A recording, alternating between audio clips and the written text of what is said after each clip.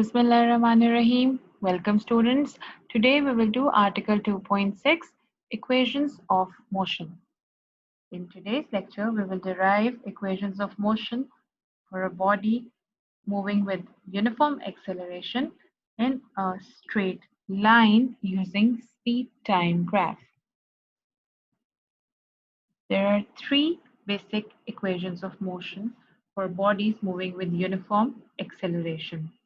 By uniform acceleration, I mean that the velocity of body is increasing by same amount every second.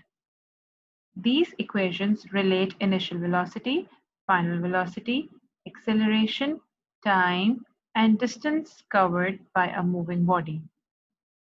To simplify the derivation of these equations, we assume that motion is along a straight line. So let's do first equation of motion. First equation of motion gives the relation between time, acceleration, initial velocity, and final velocity. So let's suppose we started observing a car. It was moving with some initial velocity of 20 meters per second. And then after every second, we saw its velocity increasing. After every second, we saw from 20, it went to 25, then 30, then 35, then 40, then 45, then 50, 55, 60, 70. So after every second, we observed that the velocity of the car was changing and every 5 seconds. So it means since the velocity was increasing by same amount every second, it means that it was moving with constant acceleration. As we have already discussed in previous lectures, that the slope of the speed time graph gives us the acceleration of the moving object, and the area under the slope gives us the distance traveled by the moving object. In first equation of motion, we will only discuss about the acceleration of the moving object. And for acceleration, we will consider only the slope, that is AB. So first equation of motion is nothing new. It's just the rearrangement of the definition of acceleration, as you already have learned in previous lecture, that acceleration is just a rate of change of velocity with time. So it's just a rearrangement of that definition, but we have to obviously prove it using this graphical method as well. So we drew this graph. We saw the velocity changing from vi to vf in some time t. So this od over here is representing t. You just put some a b c d letters to, you can use any other letters as well. So slope, the formula for slope is rise by run. What is rise? It is the vertical change between 2 points, and run is the horizontal change. This is the horizontal change between 2 points. In previous classes, you might have been using the formula of slope as y2 minus y1 over x2 minus x1. You can use this formula as well to find the value of acceleration. Both are correct. Anyway, so rise by run, rise, if you see over here, it is since I said this is the vertical change, you can see the vertical change from this point to this point. This is the vertical change that you're observing. So you just put a dotted line here, and then you just put a dotted line here, and this is BC. You get this point as BC. So this is BC, and run is the horizontal change between 2 points. So it's AC, and this AC, it is parallel to OD. So you can write OD over here. Let's talk about BC. So the whole length, this line, you can see over here correspondingly the parallel line on y-axis, this whole length is equal to VF. So I'm going to write BD equals to VF, because this length is equal to this length, and this whole length is equal to VF. So that's why I'm writing BD is equal to VF. And OA, this length is equal to VI. And over here, CD, this length is parallel to this one. So I can also write CD as VI. I guess you all agree with me, yeah? But what about BC? Nothing written over here. It's just VF and VI. So it means that BC is like difference of velocities. This is whole VF, this is VI. So if you're going to subtract VF minus VI, you subtract this uh, from, VI from this whole part, you will get the value of this part, this BC part. So BC right now we only know is VF minus VI is equal to what? What? We don't know. It's just a question mark. You don't know what is BC. So what are you going to do is BC is equal to, obviously you have to follow the book as well. So you have to write all of these values. So BD, yeah, BD minus CD. So when you are going to do BD minus CD, you will get BC. So since we don't have the value of BC, that is why we are going to write BD minus CD, and we're going to find out what is BC. Don't worry. So BD is VF, CD is VI, OD is your time to put the values. And I've already said that slope gives you the acceleration, the magnitude of acceleration of the moving object. So we're going to write A over here. A is equal to VF minus VI by T. We cross multiply. You take this T in denominator to the other side of the equation in numerator, and you get AT is equal to VF minus VI.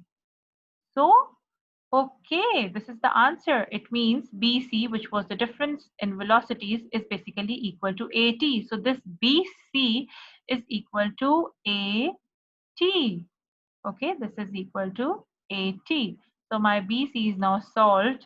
Value is AT. VF minus VI is going to give me AT. And further rearranging the terms will give us VF is equal to VI plus AT. So as already said, first equation of motion is the relationship between final velocity, initial velocity, acceleration, and time. And if any one of these quantities is unknown, you can calculate them by using the values, putting the values, and then calculating the values. This is very easy. Yeah, first equation of motion was just the rearrangement of the definition of acceleration. So I don't think so it will be difficult for you to memorize it. Let's do the second equation of motion. So the second equation of motion gives a relationship for distance. We just have to find the area under the graph. The area under the graph will give us the distance traveled by the moving object. Over here, the area of the graph is OABCD. So you're going to consider the area under the graph. So you just divide this whole area into two neat geometrical figures. So one you get is a triangle and the other you get is a rectangle. So the total distance of the moving object will be basically equal to the area of triangle plus the area of rectangle. This is your main equation, which I have labeled X. I hope you don't feel like this X is just for this triangle. No, I just wanted to label this whole equation X. So total distance S is equal to area of triangle plus area of rectangle. So area of triangle, if you see over here, you have done in previous classes, you know the formula for area of triangle. It is half into base into height. This is triangle A, B, and C. This is your triangle. You can pause the video. You can try it for yourself. You can put the values of base and height, and you can see what you end up with. Is it the same value that I have done? So area is equal to half into base into height. Obviously, nothing. Obviously, this half is something constant. You can't change it. Base. This is your base. And AC, since no value is written over here, you will have to look at the parallel line. And this is the parallel line, OD. And this OD corresponds to time. So you're going to write T multiplied by height.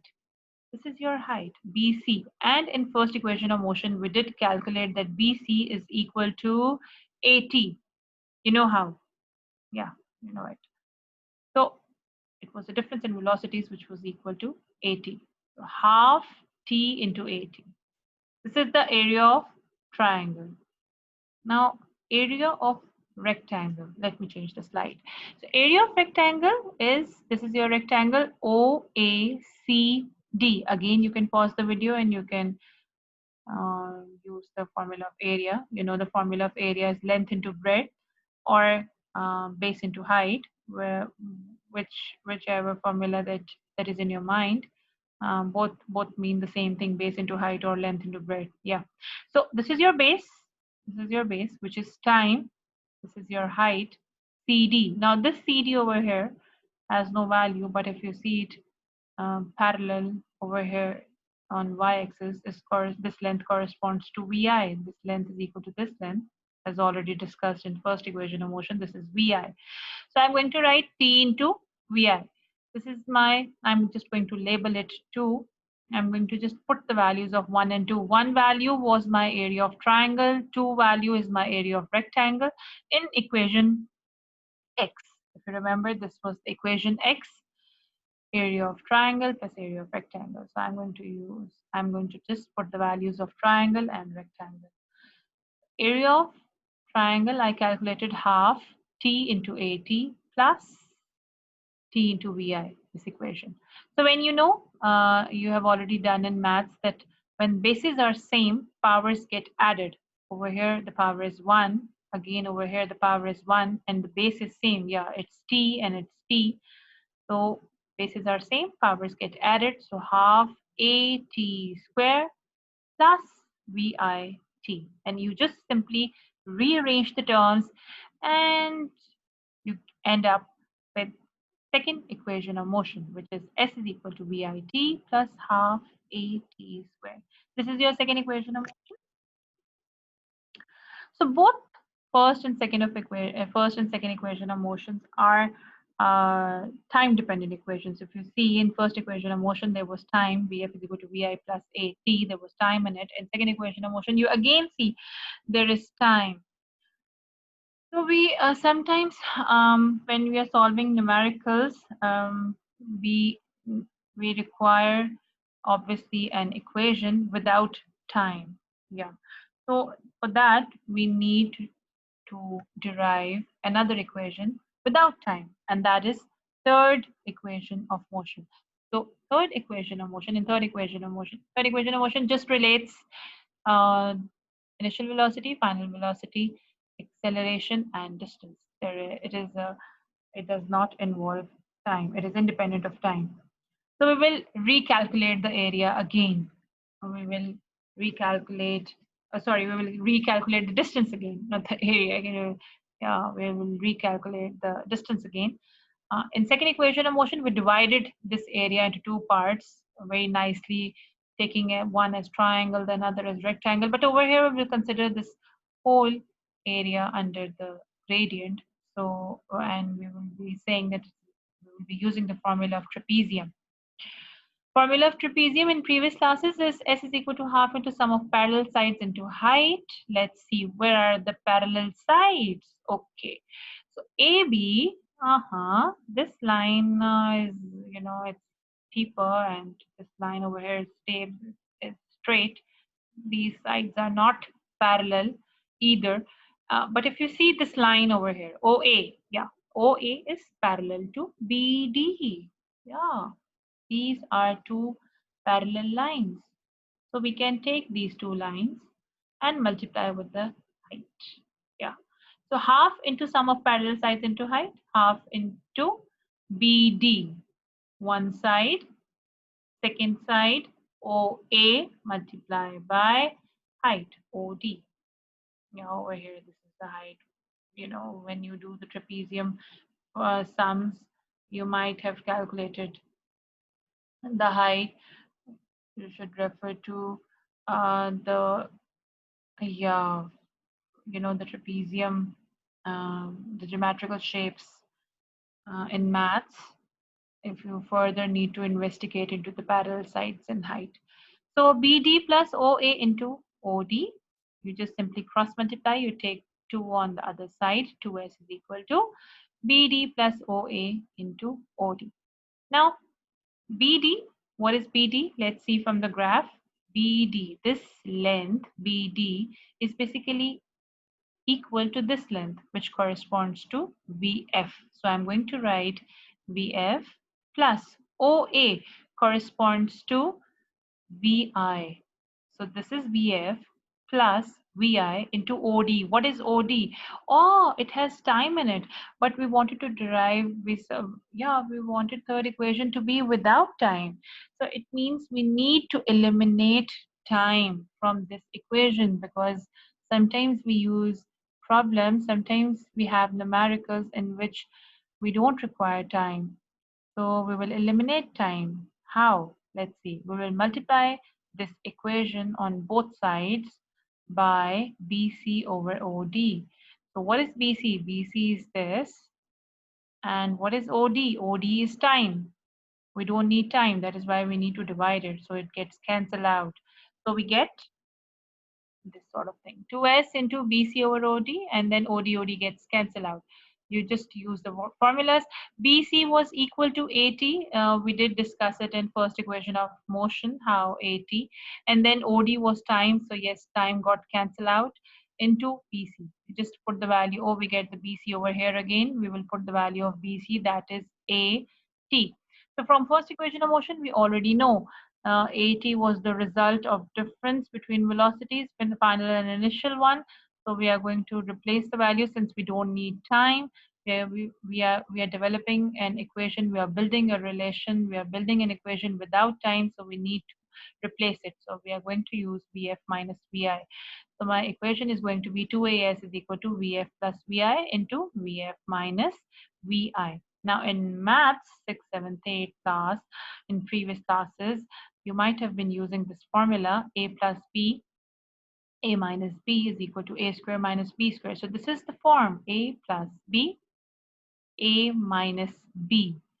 So very simple. You can just do as VF square, yeah, minus VI square, that is equal to 2AS. So this equation is third equation of motion, and this third equation of motion is without time.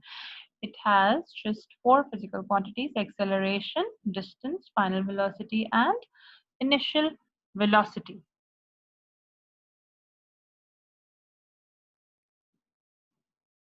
Let's summarize. How can we derive the three equations? Well, in first equation is for acceleration. We just rearrange our definition of acceleration and find the values using slope. Second equation is for distance, yeah, capital S, and we did calculate the area under the graph, under the slope, sorry, under the slope. So it was just the area of rectangle plus the area of triangle, and we just simply added them up. Both first and second equation of motion are dependent on time. So that is why we needed a third equation, which was independent of time. That is why we derived third equation of motion as well. But in this equation of motion, we recalculated the distance by using the area under the slope and applying the formula of area of trapezium. If you remember, half into sum of parallel sides into height. Remember, just one thing to remember, please keep it in mind that these equations only work when acceleration is constant. If acceleration is changing, then these equations won't work. So your home assignment is you have to revise the lecture and you have to derive the three equations of motion. Yeah, it's pretty simple. And if you still have any problem, then you can still contact me on my WhatsApp number shared in group. I hope you got the lecture today, girls. See you in next lecture. Take care. Allah Hafiz.